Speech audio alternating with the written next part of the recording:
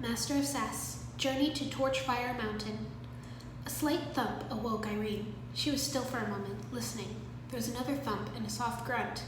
She silently got up and quietly opened the door to look in the hallway. Her eyes widened as she saw a purple tail disappearing around the corner.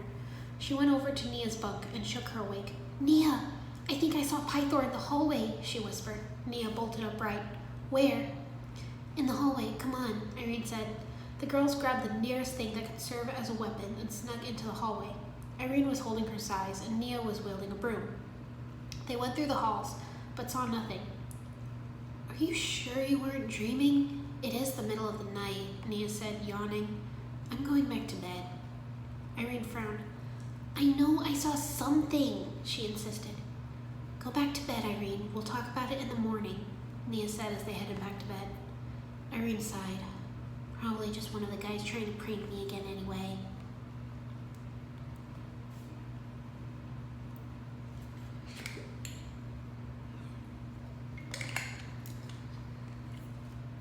That morning, it was Jay's turn to make breakfast. Irene walked into the kitchen and asked, "You wouldn't happen to have a fake purple snake lying around somewhere, would you?" Jay looked at her. "Purple? No, all the fake snakes we have are red and green," he replied. He lowered his voice and whispered, "Besides, I may or may not have stuffed them all in Cole's bunk." "Well, I heard something crazy last night and saw a purple snake tail in the hallway, but when I investigated, it was gone," she said. "I'm not crazy, am I?" "No, you're not crazy," Jay replied. "However, it was the middle of the night. You could have been dreaming." Irene sighed. "That's what Nia said." "Hey, the bacon's burning," she said, changing the subject. Jay yelped and scrambled to save the now very crispy bacon. "Oh, scoot over," Irene said, putting on an apron. "Let me show you how it's done. Crispy bacon has less flavor than you think. It's mostly just crunchiness. If you cook it to the point where it's tender and chewy," Jay cut her off with a loud grunt of annoyance. "You take over then. I'm out," he said, handing her the spatula and walking out. Irene shrugged as she flipped a pancake. "Suit yourself." After breakfast, she asked Cole and Zane to train with her on the deck. They were in the middle of a three-way sparring match when Irene caught a glimpse of purple scales out of the corner of her eye. Distracted, she didn't see Zane's leg sweep and coming at her and fell. "Are you all right?" Zane asked, helping her up. "I'm okay, Zane. Did you see that?" Irene asked, looking around. "See what?" Cole wondered. "I saw it last night too. A noise woke me in the middle of the night and I looked in the hall and saw a purple snake tail slithering around the corner," she said. "But when Nia and I went to investigate, there was nothing there. She thought I must have been dreaming, and Jay said the same thing when I told him earlier." "But you don't think it was a dream?" Cole guessed. Irene nodded. "I definitely saw something." "Are you getting enough sleep?" "Lack of sleep can lead to the mind playing tricks on you," Zane suggested. "I sleep fine, and I'm not experiencing any unusual amount of stress either," Irene replied. "Are you sure you're okay, Irie?" Cole asked. "Maybe you need a break." "I guess so," she mumbled. "I'm going to my room for a while." She started walking below deck and saw Pythor slither around the corner. She screamed, "Cole! Zane!" They ran down to her, worried. "I saw him! I saw Pythor! I know I did!" she cried. Zane put his arms around Irene to comfort her. "I don't see any sign of that snake," Cole said. "You might be stressed out," Zane suggested. "I don't feel stressed," she protested. "Please, sister, go lie down for a bit. You really could be stressed and not realize that," Zane said. Irene sighed and leaned into his embrace. "Okay."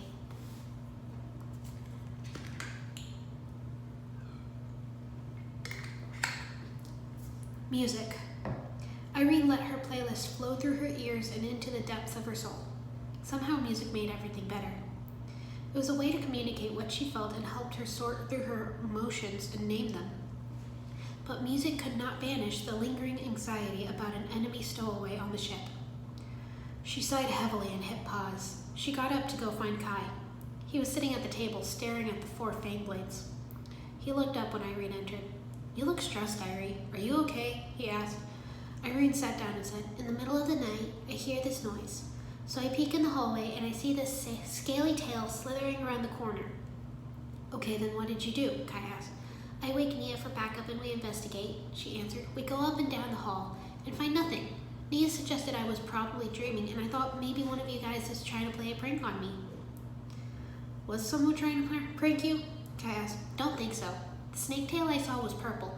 I asked Jay if we had any purple rubber snakes, but he said all our fake snakes are red and green. Irene said.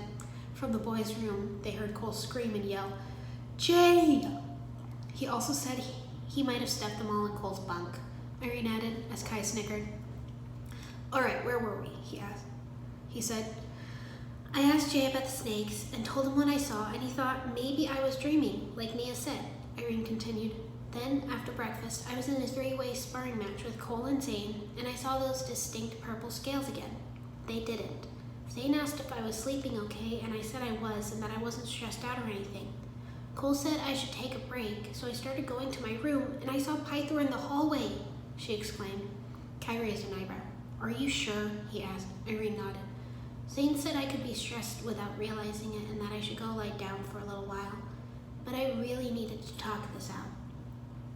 So you came to me, Kai said. Well, yeah, Kai, I've known you for years now. I know I can come to you for anything. Tell me, am I going crazy? She asked. I think you are already crazy, but in all seriousness, you're not losing your mind, Kai said. If you are seeing things, it's not because you're losing. It could be that Zane's right, and you're stressing out about something that you don't realize. Irene sighed and put her head down on the table. Over the intercom, Nia said, Guys, we have a huge thunderstorm coming our way. Get ready and tie everything down.